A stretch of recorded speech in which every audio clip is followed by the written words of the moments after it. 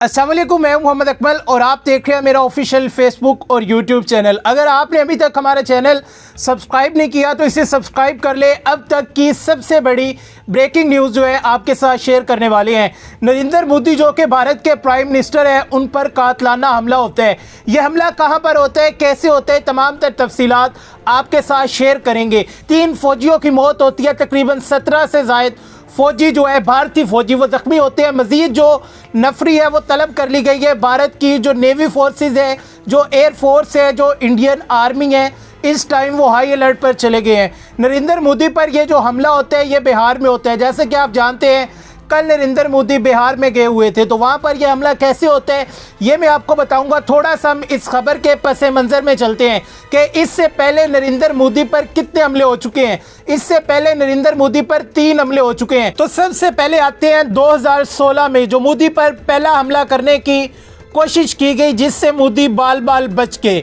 National investigation agency की जानिब से 3 लोगों को अपनी हिरासत में लिया जाता है, जिनके बारे में कहा जाता है कि नरेंद्र मोदी को कत्ल करने का इरादा रखते थे। इस वजह से हमने इन्हें पकड़ा है।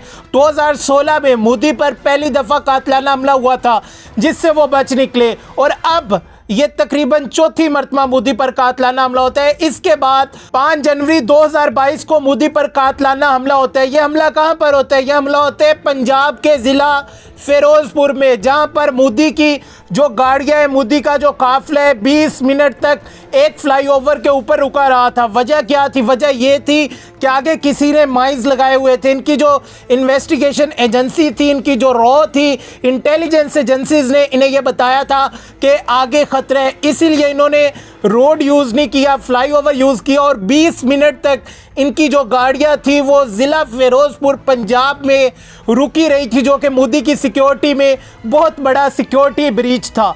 इसके बाद उस हमले में भी मोदी जो था वो कामयाबी से बच निकला। के बाद में पता चला कि कोई भी माइंस वगैरह ब्लास्ट का जो प्लान है वो वहाँ पर नहीं किया गया। अब आते हैं तीसरे हमले पे। 2015 में जब मोदी काबुल के दौरे पर जाते हैं तो वहाँ पे मोदी पे खुदकश हमलावर जो है वो कातलाना हमला करने की कोशिश कर रहा था। वहाँ से जो अफगानिस्तान की इंटेलिजेंस एजेंसी और भारत की इंटेलिजेंस एजेंसी रॉ जो है, उनकी मदद से उस खुदकश बमबार को पकड़ा जाता है और उस हमले को नाकाम बना दिया जाता है। अब चौथी दफ़ा मोदी पर यह कातलाना हमला होता है। जैसे कि आप जानते हैं कि बिहार में इलेक्शन होने वाले हैं। नवंबर की बहुत ज़्यादा हाइप थी कि नवंबर में इलेक्शन हो गए। नवंबर आ चुका है, और जैसे ही नवंबर आया आपने देखा कि 30 अक्टूबर से लेकर यानी कि गुज़िश्ता रोज़ से आगे 10 नवंबर तक जो भारत है उसने अपनी ज्वाइंट फोर्सेस ड्रिल का आगाज़ कर दिया है कि ट्राई फोर्सेस ड्रिल जो है उसकी जारी है पाकिस्तानी बॉर्डर के साथ साथ, और उसके साथ ही ये अनहोनी जो है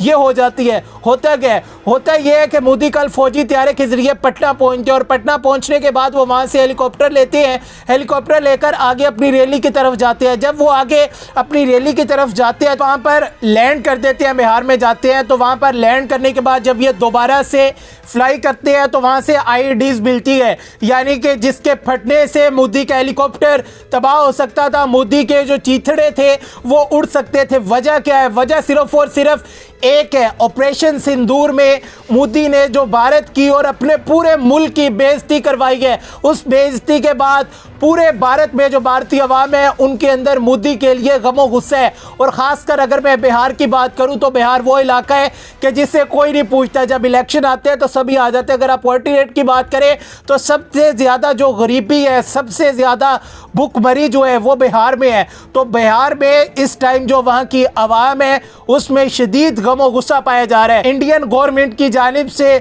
जो मीडिया है उसे ये खबर चलाने से रोक दिया जाता है, बाइकआउट करवाया जाता है, इस खबर को रुकवा दिया जाता है। रीज़न क्या है? रीज़न ये है कि इलेक्शन है, और इलेक्शन में अगर इस तरह की खबर सामने आ जाए कि नरेंद्र मोदी पर हमला करने की कोशिश की गई है, कि पाकिस्तान से इसने हमारी बेइज्जती करवाई है, पहले चाहे लोग ना मानते, लेकिन जब से ट्रंप ने कहना शुरू किया कि पाकिस्तान ने भारत के जहाज़ गिराया है तो उस पर फिर जिसके कान काम नहीं करते उसे भी सुनना है, और वो भी यकीन करने पर आबादा हो गया, यकीन करने पर मजबूर हो गया। है कि वाकई पाकिस्तान ने भारत के हथियारे गिराए और ऑपरेशन सिंदूर में भारत को किस तरह से पाकिस्तानी फोर्सेज ने धूल चटाई है। अगर आपने अभी तक हमारा चैनल सब्सक्राइब नहीं किया तो इसको सब्सक्राइब कर ले। इसके साथ साथ कल से इनकी ड्रिल शुरू होती है। जब ड्रिल शुरू होती है, ऐसे लोग हैं इन्हें पता है कि हम दूसरों के फौजी तो मार नहीं सकते, इन्होंने अपना ही फौजी मार दिए। हुआ क्या कि इनकी ड्रिल्स हो रही थी, इनका जो टैंक था और ऊपर ड्रोन था, जो इनका ड्रोन था आके इनके टैंक के ऊपर गिर जाता है।